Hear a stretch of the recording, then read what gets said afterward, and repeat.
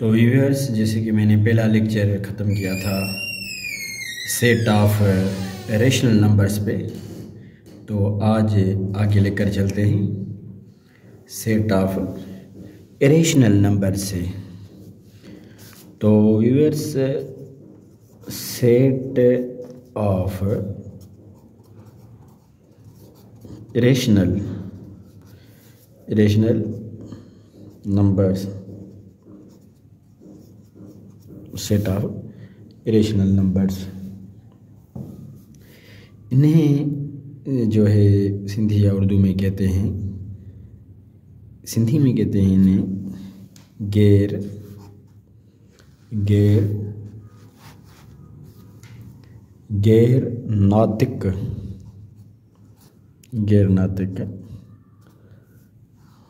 नातिक अददों का सेट कह सकते हैं हम, गैर नातिक अददों का सेट। तो जैसे कि इसकी डेफिनेशन है, set of irrational numbers can not written as P upon Q form where Q does not equal to 0। मैं रिपीट करता हूँ, set of irrational numbers can not written as P upon Q form where P and Q are integers but Q does not equal to 0, and set of irrational numbers denoted by complement of Q। तो इसकी example हम builder form में लिख सकते हैं, tabular form में हम इसे पूरा रिप्रेजेंट जो है नहीं कर सकते हैं। तो अपना कॉम्प्लीमेंट ऑफ Q, इसकी example for example, complement of Q x such that x equal to P upon Q where P and Q belongs to integer but Q does not equal 0। यहाँ P और Q क्या हैं? P और Q integer numbers हैं, और integer number जैसे कि हमने पढ़े हैं पहले से ही कि जो है नेगेटिव नंबर्स और पॉजिटिव नंबर्स का कॉम्बिनेशन होता है ये। तो यहाँ तो ये इसका एक बिल्डर नोटेशन के form set of irrational number हो गई, लेकिन इसे हम थोड़ा डीपली में समझते हैं। तो सबसे पहले जो इसकी बेसिक चीज़ें वो ये है कि हम नंबर्स रूट के अंदर लिखें और वो नंबर्स स्पेशली प्राइम नंबर्स हों, तो वो दरअसल इरेशनल नंबर्स हो जाते हैं। कैसे कि रूट के अंदर हम प्राइम नंबर्स लिखें, root of 2, root of 3, root of 5, इसे root of 7 and root of 11, इसी तरीके से। तो ये एक लिस्ट है इरेशनल नंबर्स की, और कुछ स्पेशल भी इरेशनल नंबर्स होते हैं, जैसे ई हो गया। और ये बेसिकली ई क्या है? ये ई एक इरेशनल नंबर्स हैं, इसकी वैल्यूज़ होती हैं। आप साइंटिफिक कैलकुलेटर से जो है ई लिखोगे तो इसका वैल्यू आ जाएगा डिजिट्स की फॉर्म में। और एक पाई इरेशनल नंबर्स होता है जिसकी एक फ्रैक्शनल वैल्यू होती है 22/7, और इसकी फिर इसे हम डिवाइड करें तो इसकी एक इरेशनल डेसिमल वैल्यू आ जाती है, मेरे ख्याल में 3.1428 डॉट और समथिंग, इस तरीके से। तो ये हो गया हमारा सेट ऑफ इरेशनल नंबर्स। इसके आगे नंबर्स की स्टडी करते हुए ये हमारा 5वां सेट हो गया। प्रीवियस वीडियो में हमने जो है 4 सेट्स पढ़े थे, ये 5 सेट्स हो गया। आगे जाते हैं 6 सेट पर। तो ये एक सेट होता है set of even numbers, set of even numbers, ठीक है। यानी इवन नंबर्स कौन से होते हैं, आपको पता है 2, 4, 6, 8, जो 2 की टेबल से कंप्लीट डिवाइड हो, इसे सेट ऑफ इवन नंबर्स कहते हैं। और अब इवन नंबर्स तो हो गए, तो सेट में नोट करने के लिए हम जो है ये करली ब्रैकेट का यूज़ करेंगे, मिडिल ब्रैकेट का यूज़ करेंगे, और इसे इवन से ई से डिनोट करते हैं। आगे जाकर एक 7th सेट की स्टडी करते हैं, वो है set of odd numbers. Set of odd numbers, set of odd numbers.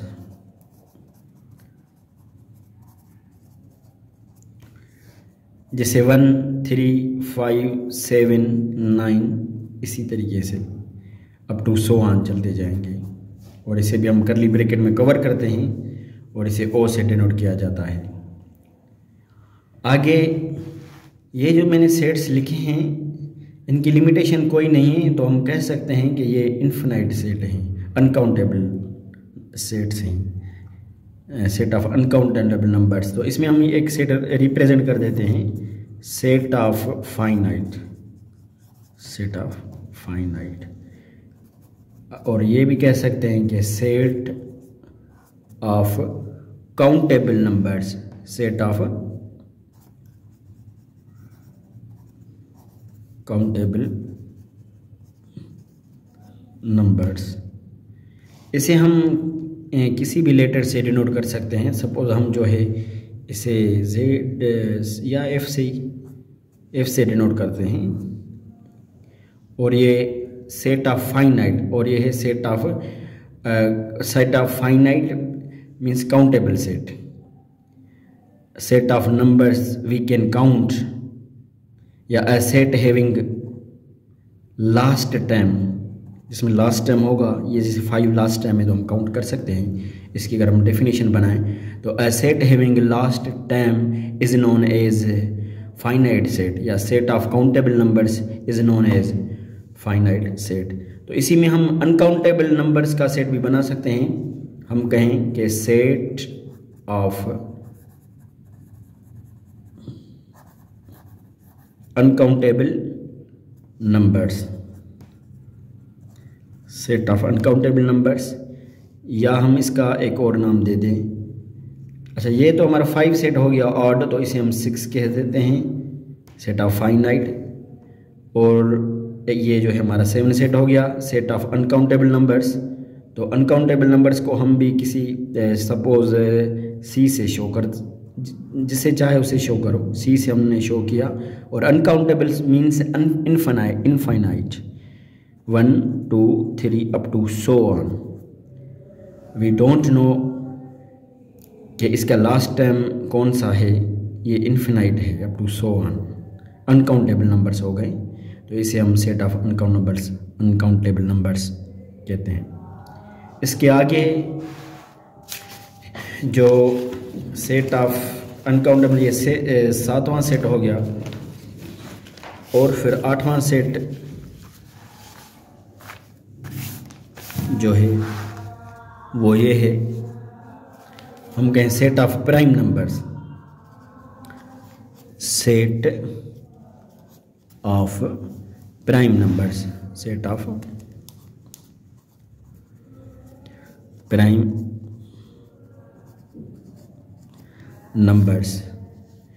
तो लिहाजा इसकी डेफिनेशन है, मैं राइट नहीं करता हूँ, आप नोट कर लेना। इसकी डेफिनेशन ये है, set of numbers can not complete divisible by in other numbers is known as set of prime numbers.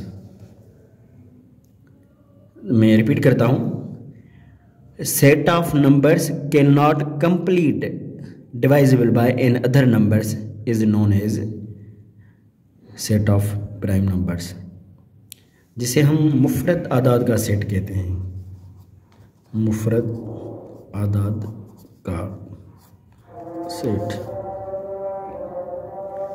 तो इसका एग्जाम्पल मैं लिख लेता हूँ। तो तो फिर आज़ान के बाद शुरू करते हैं। 2, 3, 5, 7 ये वो नंबर हैं जिन्हें कोई और नंबर से कंप्लीट डिवाइड नहीं करते हैं या जिनके फैक्टर्स 1 और इनके नंबर्स के अलावा नहीं आते हैं। तो ये था सेट ऑफ प्राइम नंबर्स 8वां सेट, और फिर इसे कंटिन्यू करते हैं आज़ान के बाद।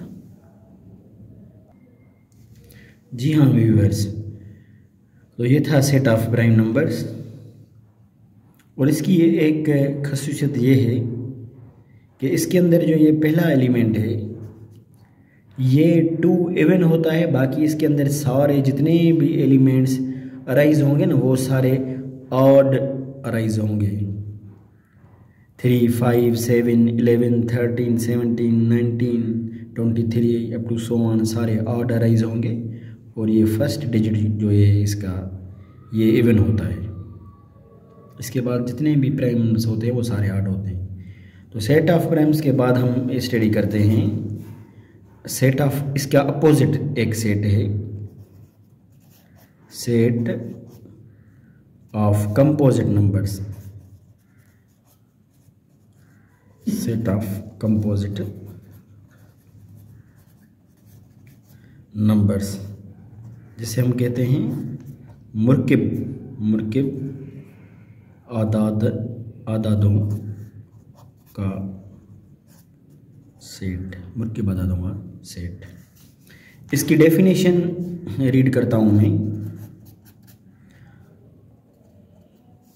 वो ये है set of numbers begin from 4 and all numbers can be easily divisible by n other numbers is known as set of composite numbers। Repeat करता हूँ, set of numbers begin from 4 and all numbers complete divisible by n other numbers, it's denoted by capital C। तो इसे capital C, और ये जो prime set है यहाँ मैंने भूल गया P से डिनोट किया जाता है इसे, और ये जो है C से इस कंपोजिट को हम डिनोट करते हैं। और यहाँ ये 4 से स्टार्ट होता है, ठीक है, 4, इसके बाद 6, 5 को तो कोई टेबल 5 के अलावा डिवाइड नहीं कर रही तो वो प्राइम है 6, और 7, फिर 8, फिर 9 और 10, इसी तरीके से 12, 14 up to 15 up to so on. ये जो हैं सारे कंपोजिट नंबर्स हैं। एक इम्पॉर्टेंस बात यह है कि जब भी हम किसी इन्फिनाइट सेट को टेबुलर फॉर्म में लिखें, ये जो मिडिल ब्रैकेट के अंदर मैंने सेट्स लिखे हैं और इनके एलिमेंट्स को कामा में सेपरेट किया है, तो ये रोस्टर फॉर्म है या फिर टेबुलर फॉर्म है। तो जब हम इन्फिनाइट सेट कोई भी लिखें, जैसे कि मैंने यहाँ एग्जांपल में कंपोजिट सेट इन्फिनाइट लिखा है और ऊपर प्राइम भी इन्फिनाइट लिखा है, तो यहाँ ये है कि स्टार्टिंग वाले 3 नंबर्स आप लिखें और फिर डॉट डॉट कर दें, तो ये एक बेहतर मेथड है। लेकिन मैंने आपको समझाने के लिए काफ़ी और भी एलिमेंट्स लिख लिए हैं। तो सेट ऑफ कंपोजिट नंबर्स के बाद एक और हमारे पास सेट होता है सेट ऑफ रेशनल की स्टडी हो गई, सेट ऑफ रेशनल की स्टडी हो गई, ये सारे सेट्स हो गए। इसके बाद है सेट ऑफ रियल नंबर्स, इसे हम 10वां सेट कहते हैं, set of real numbers, set of real numbers. इसकी डेफिनेशन, तो इसकी हम जो है मीनिंग लिखते हैं, हकीकी, ठीक है, हकीकी अददों का सेट या हकीकी अददों का सेट, हकीकी अददों का सेट। तो इसकी डेफिनेशन लिहाजा यह है, the combination of rational and irrational numbers is known as set of real numbers. It's denoted by capital R. और ये सेट हम टेबुलर और रोस्टर फॉर्म में नहीं लिख सकते, इसे भी हम बिल्डर फॉर्म में डिनोट करेंगे, रिप्रेजेंट करेंगे। तो इसे हम इस आर से, कैपिटल आर से, और इस कैपिटल आर में हम जो है स्मॉल टू पैरेलल लाइन देंगे, इस सिंबल से डिनोट करते हैं। X such that X equal P upon Q, and ये तो रेशनल की स्टेटमेंट है और इसके साथ rational X such that X does not equal to P upon Q, where या वेयर